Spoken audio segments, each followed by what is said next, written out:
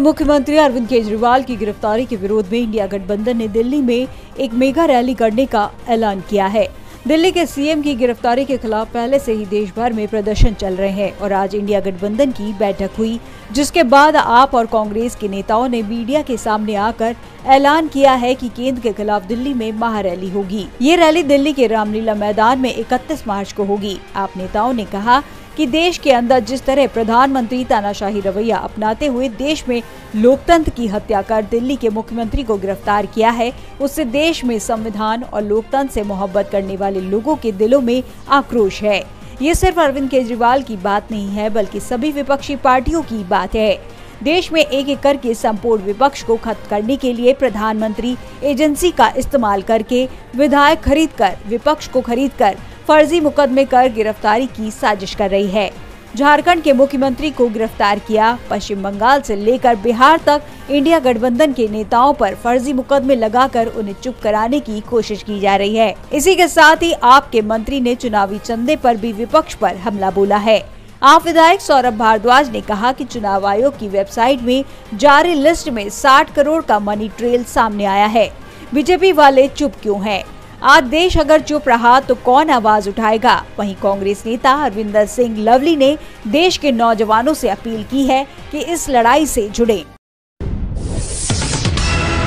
बिहार की सियासत में हलचल मची हुई है। मुख्यमंत्री नीतीश कुमार को जोरदार झटका लगा है। पार्टी से एक के बाद एक विधायकों के इस्तीफे की झड़ी लग गई है। एक दिन में पार्टी को 3 झटके मिले हैं। बीते दिन शनिवार को पहले 2 पूर्व विधायकों ने पार्टी छोड़ने का ऐलान किया। उसके बाद वरिष्ठ विधायक ने भी इस्तीफा दे दिया। पार्टी को सबसे बड़ा झटका पूर्णिया के रुपौली से विधायक बीमा भारती के इस्तीफे से लगा है। मुख्यमंत्री नीतीश कुमार के साथ मंत्री रह चुकी बीमा भारती ने पार्टी की प्राथमिक सदस्यता से अपना इस्तीफा दे दिया और इसके साथ ही उन्होंने आरजेडी की सदस्यता भी ले ली। इसके पहले 2 पूर्व विधायक फराज फातमी और रामनिवास प्रसाद के इस्तीफे ने भी जेडीयू में हड़कंप मचा दिया है। इस बीच 2 और विधायक पाला बदलने की तैयारी में दिखाई दे रहे हैं। दरअसल 28 जनवरी को नीतीश कुमार ने पलटी मार ली थी। वो महागठबंधन छोड़कर एनडीए में शामिल हो गए थे।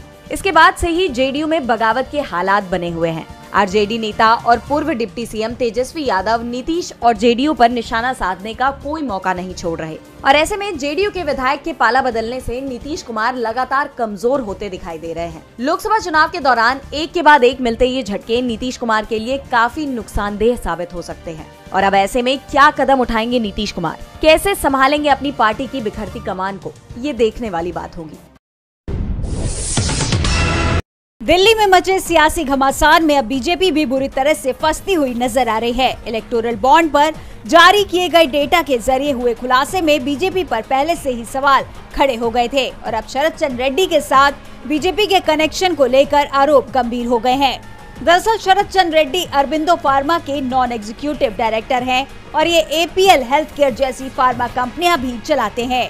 नवंबर 2022 उन्होंने बयान दिया था कि मैं अरविंद केजरीवाल से नहीं मिला हूँ, मेरा आपसे कोई संबंध नहीं है और बयान देने के अगले ही दिन यानी 10 नवंबर 2022 को वो गिरफ्तार कर लिए जाते हैं और इलेक्टोरल बॉन्ड डेटा से पता चलता है कि 15 नवंबर 2022 को अरविंदो फार्मा ने 5 करोड़ रुपए के बॉन्ड खरीदे थे।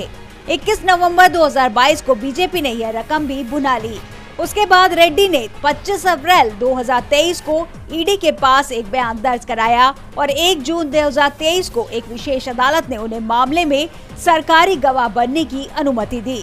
इस बार उन्होंने कहा कि उन्होंने केजरीवाल से मुलाकात की थी। इसके साथ ही उन्होंने दावा किया कि केजरीवाल ही दिल्ली शराब उत्पाद नीति शुल्क मामले में किंगपिन और मुख्य साजिश करता है। मामले में बयान दर्ज करने के कुछ ही महीनों बाद अरविंदो फार्मा ने 8 नवंबर 2023 को 25 करोड़ रुपए के बॉन्ड खरीदे। बाद में इन सभी बॉन्ड को 17 नवंबर 2023 को भाजपा द्वारा भुनाया गया। अब मामले में बड़ी जानकारी ये सामने आ रही है कि रेड्डी की गिरफ्तारी के पहले अरबिंदो फार्मा ने 3 दलों को चंदा दिया था, बीआरएस, टीडीपी और बीजेपी, लेकिन गिरफ्तारी के बाद सारा चंदा केवल एक ही पार्टी को दिया गया है यानी बीजेपी, जिसके बाद से बीजेपी पर आरोपों की कड़ी और मजबूत हो गई है। आपको बता दें कि बीते दिन आप मंत्री आतिशी ने मामले में बीजेपी के राष्ट्रीय अध्यक्ष जेपी नड्डा की गिरफ्तारी की मांग की थी और अब ये सवाल उठने लगे हैं कि क्या बीजेपी अपने ही नेता को गिरफ्तार होने